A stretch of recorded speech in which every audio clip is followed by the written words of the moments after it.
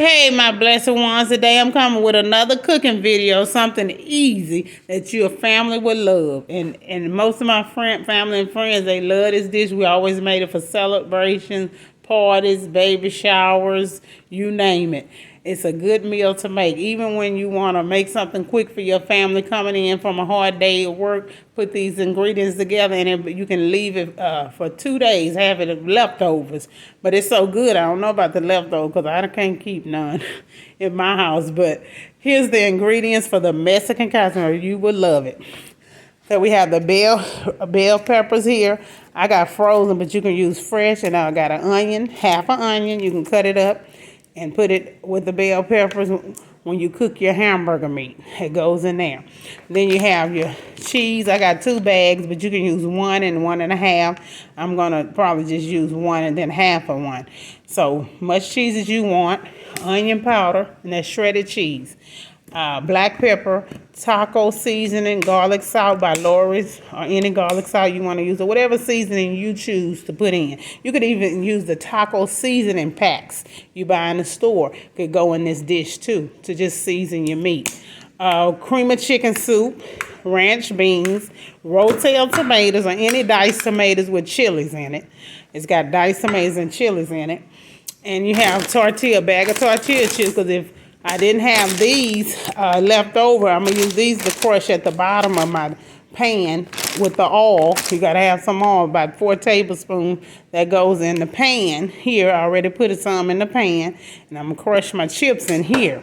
But if you have a bag, you can use those and crush them in the bottom of your pan for your Mexican casserole. This is everything you're going to need. And I'm going to also add to this that I don't have up here, some chili powder. I like to add chili powder to my meat to season with. That's your choice what kind of seasoning you want to use, but this is what I use for me and my family, and they love it. This is an easy dish. You will love it. You won't be disappointed. A lot of my family and friends know about this dish. I made it many years for family and friends and for parties, baby showers, birthday parties, you name it. You're going to love it. So I'm coming back with a video. How to make this wonderful dish from my family to yours. Okay. Hello, I'm back showing you the step for the Mexican casserole. Now I'm adding my meat in here, my hamburger meat. But the way I do my hamburger meat, I'm going to add water to this and let it come to a boil. And I like to get some of the grease out, and that's how I cook my hamburger meat. So when I come back, the meat will be cooked, and I'll show you the next step after that. But I'm going to now cook my meat down to it's brown. And then I'm going to show you the next step with the Mexican casserole. Real easy. I'll be back. Hey, I'm back. Now look at that. The hamburger meat is cooking. The onions and bell pepper are cooked enough.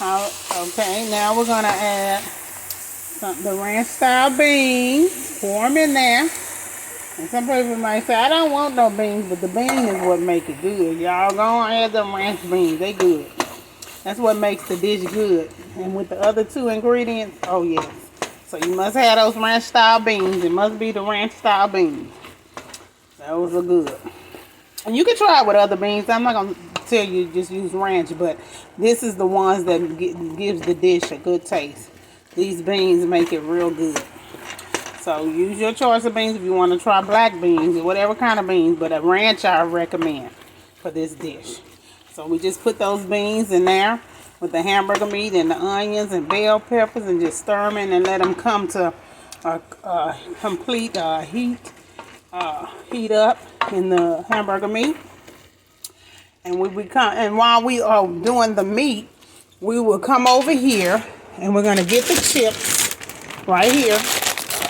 Move that over. And we're going to crush the chips in the pan where I said you're going to need like 4 tablespoons of oil to cover up your whole pan. You're going to put it in or whatever dish you're using. It must cover it with enough oil to cover the pan. And we're going to crush the chips at the bottom of the pan like this. Just crush them all the way across. Put as much as you want across the pan. Just crush them across the pan like that. See that? And then we're going to put them in the oven for about a few minutes. Maybe 5 minutes till it's kind of brown. The chips are brown in the oven. Okay. So just make sure you go all the way across your pan. First your oil and then crushed chips.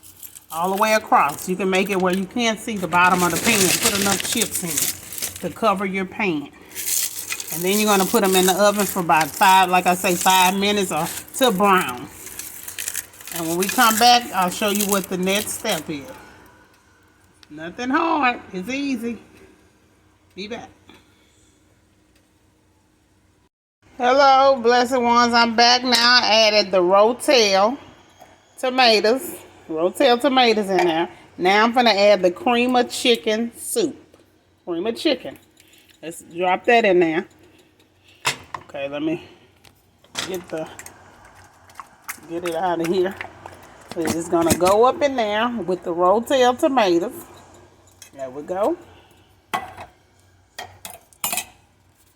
And then we're going to just stir that in together like this. Just mix it in together where it'll cook and come to a complete ball.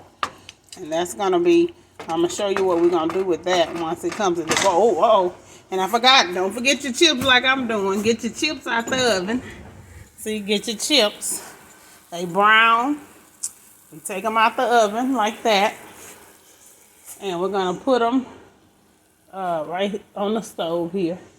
So once you take those out the oven, your chips. And now, I'm going to just get this to a complete ball. And once this comes to a complete ball, I'm going to show you the next step. But we're going to let that cook and come to a complete ball. The Rotel tomatoes. Here you go, Rotel tomatoes. And your cream of chicken soup. Okay. Hamburger, hey blessed ones, I'm coming back to start the process of finishing the Mexican casserole. Now I'm going to take the beans and the meat and put it over on our crushed chips all the way across. We're going to go all the way across the chips with the meat and the beans. Just spread them across.